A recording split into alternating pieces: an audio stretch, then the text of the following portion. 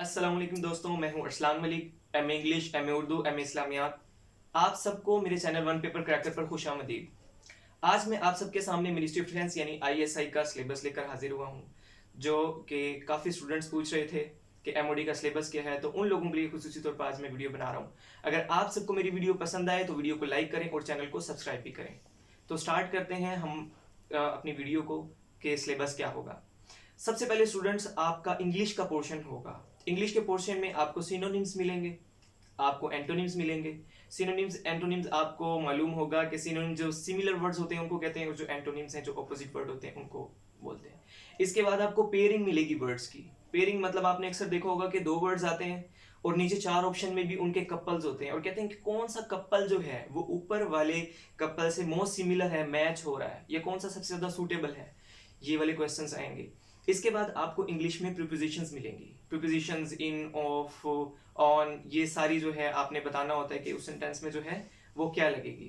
Prepositions के बाद आपके इडियम्स हैं, और इडियम्स के बाद आपके डायरेक्ट इनडायरेक्ट है और एक्टिव पैसिव है। ये तमाम चीजें जो है अभी हमारा इंग्लिश का पोर्शन चल रहा है। इसके अंदर एक जो है एमओडी वाले जो एक्स्ट्रा चीज देते हैं वो देते हैं रीडिंग कॉम्प्रिहेंशन। उसमें आपको क्या करना होता है, एक पैराग्राफ गिवन होता है आपको, और पैराग्राफ को रीड करके आपको क्वेश्चन दिया होता है। फिर उसके चार ऑप्शन होते हैं, जो पैराग्राफ के अंदर चीज बताई गई है वो वाला आपने सिमिलर ऑप्शन वहां से चूज करना होता है। अच्छा, एमओडी के पेपर में एक जो खास बात है ना, वो ये है कि वो पेपर बड़ा लेंथी होता है। लेंथी होता है, टाइम आपके पास कम होता है। मतलब ये जो अभी मैंने रीडिंग कॉम्प्रिहेंशन की आपको बात की है ना, इस तरह के आपको 2 से 3 कॉम्प्रिहेंशन नजर आएंगे। अब ये कॉम्प्रिहेंशन होते हैं काफी बड़े बड़े, इनको रीड करने के अंदर काफी टाइम लग जाता है आपको। जब आप इनको रीड कर रहे होते हैं तो आपके पास पेपर को दोबारा री रीड करने का टाइम नहीं बचता। तो आप सब ने इस चीज को जहन में रख के पेपर को सोल्व करने के टाइम आपके पास बहुत कम है, और उसको आपने मैनेज करके चलना है टाइम को। तो ये रीडिंग कॉम्प्रिहेंशन हमारे हो गए। तो आपका जो इंग्लिश का पोर्शन है उसके अंदर तकरीबन यही कुछ था। अब इसके बाद आपका स्टार्ट हो जाता है वर्बल रीजनिंग का पोर्शन। वर्बल रीजनिंग के अंदर अक्सर आपने देखा होगा कि वो इस तरह का एक आपको कंडीशन दी होती है कि जो ग्रुप 1 और 2 है वो पेंटिंग, पोइट्री और इस तरह की चीजें लाइक करते हैं। फिर आपको बताएगा जो ग्रुप 2 और 3 है उसको नॉवल और ड्रामा ज्यादा पसंद है। फिर वो आपको बताएगा जो ग्रुप 4 है उसको पोइट्री और पेंटिंग पसंद है, और इस तरह 4-5 आपको ग्रुप बता देगा। अब जो है ना वो ऑप्शन देगा आपको, क्वेश्चन करेगा आपसे। अब वो पूछेगा कि कौन सा ग्रुप ऐसा है जो पेंटिंग को लाइक करता है और नॉवल को डिसलाइक करता है। अब आपने अच्छी तरह दोबारा से उस पैराग्राफ को रीड करना है। तो पहले भी जब आप फर्स्ट टाइम करें तो आपने वो चीजों को जहन में रखना है, ऐसा ना हो कि आप वो मिस करें, फिर टाइम आपका मिस मैनेज हो जाएगा। तो ये आपके थे वर्बल रीजनिंग के क्वेश्चन। वर्बल रीजनिंग के बाद आपके क्वेश्चन आएंगे पाक स्टडीज के, पाकिस्तान अफेयर्स के, इस्लामियात के। उसके बाद आपकी आ जाती है कंप्यूटर साइंस आ जाती है। उसके बाद आपका ज्योग्राफी आ जाती है। ज्योग्राफी के बाद आपकी मैथमेटिक्स आ जाती है। और मैथमेटिक्स के अलावा जॉब रिलेटेड, मतलब वो एलडीसी यूडीसी के लिए तो खासतौर पे कंप्यूटर भी होता है। तो ये तमाम चीज़ें होती हैं। अच्छा, अब अगर हम बात करें आपके इस्लामियात में क्या चीज़ें आती हैं। इस्लामियात में इस तरह की चीज़ें होंगी कि कोई चीज़ कहाँ से स्टार्ट हुई है, जैसे कि नमाज है या रोज़ा है, हज है वो कौन सी हिजरी में स्टार्ट हुआ, और जंगें हैं वो कौन सी हिजरी में हुई, कैसे हुई। तो इस तरह के क्वेश्चंस आपको ज़्यादा आते हैं। फिर पाकिस्तान अफेयर्स है, पाकिस्तान की एक हिस्ट्री चलती आ रही है, तो आपसे वो पूछ सकते हैं। जैसे कि वो अगर स्टार्ट करना चाहे तो वो मोहम्मद बिन कासिम से स्टार्ट करेगा, और आपसे अभी तक की जो डेट्स हैं तो उसमें से आपसे कुछ भी पूछ सकता है। तो ये तमाम चीज़ें पाकिस्तानी अफेयर्स है। आपसे करंट अफेयर्स के क्वेश्चन पूछ सकता है वो।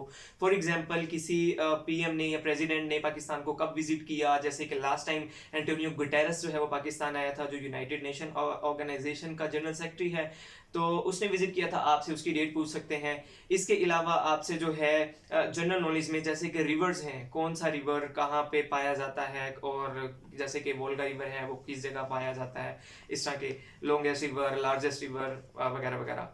फिर आपसे जो है डेजर्ट्स पूछे जा सकते हैं, उसके अंदर को कौन सा डेजर्ट किस कंट्री के अंदर है, माउंटेन्स पूछे जा सकते हैं, ओशंस के बारे में क्वेश्चंस किया जा सकता है आपसे। आपसे यानी कि ज्योग्राफी के अंदर सारी चीज़ें आ जाएंगी।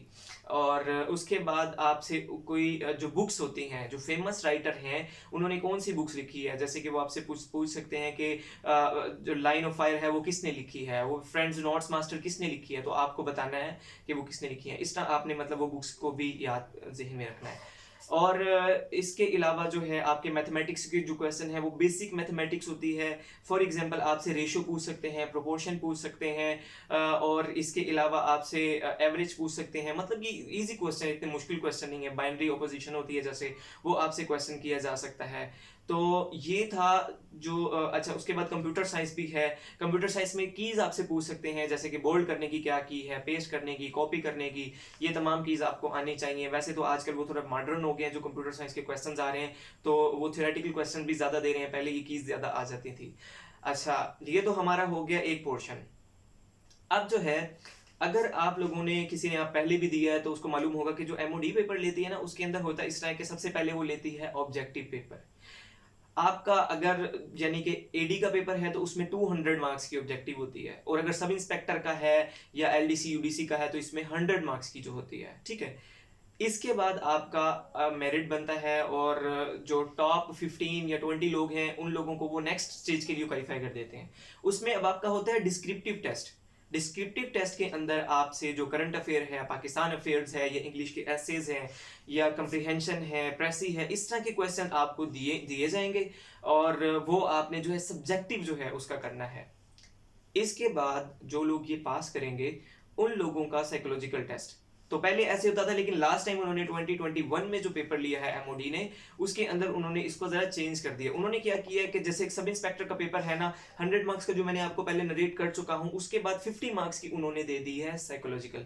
एक चीज ध्यान में रखनी है कि जो साइकोलॉजिकल पेपर है आपका वो, और जो वर्बल रीजनिंग है, ये दोनों अलग अलग चीजें। वर्बल रीजनिंग मैंने जैसे आपको पहले बता दिया कि वो किस तरह होती है। अब साइकोलॉजिकल जो है, इसके अंदर आपसे ना इस तरह का क्वेश्चन करेंगे कि जैसे कि आप एक सेमिनार के अंदर बैठे हैं, वहां पे कोई भी जो है जो भी स्पीच कर रहा है, जो बोल रहा है कोई भी, तो उसकी स्पीच से आपके जहन में जो क्वेश्चन आता है, क्या क्वेश्चन आते ही फौरन उससे पूछ लेते हैं? आपको ए ऑप्शन दिया जाएगा। ये बी ऑप्शन आपका होगा, आप अपने क्वेश्चन को पहले सोचेंगे जहन के अंदर, उसको मतलब माइंड मैपिंग करेंगे कि क्या ये क्वेश्चन मैं पूछ सकता हूं कि नहीं पूछ सकता, ये सूटेबल है या नहीं है। हो सकता है उसका जवाब आपको पहले पता हो।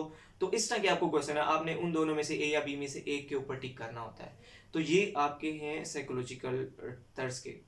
तो अभी लास्ट टाइम उन्होंने ये पेपर के अंदर ही दिया था, तो उससे पहले जो ये लेते हैं उसमें ये अलग देते हैं। मतलब कि थर्ड स्टेज जो होती है वो साइकोलॉजिकल की होती है ऑब्जेक्टिव और डिस्क्रिप्टिव के बाद। अच्छा जी, इसके बाद अगर आपका साइकोलॉजिकल पेपर के अंदर ही आ जाता है तो इसके मतलब आप नेक्स्ट फेज में, यानी कि डिस्क्रिप्टिव से आगे वाला जो है उसमें आप एग्जेम्प्ट हैं, आप उसके अंदर साइकोलॉजिकल नहीं देंगे। फिर आपका होगा इंटरव्यू।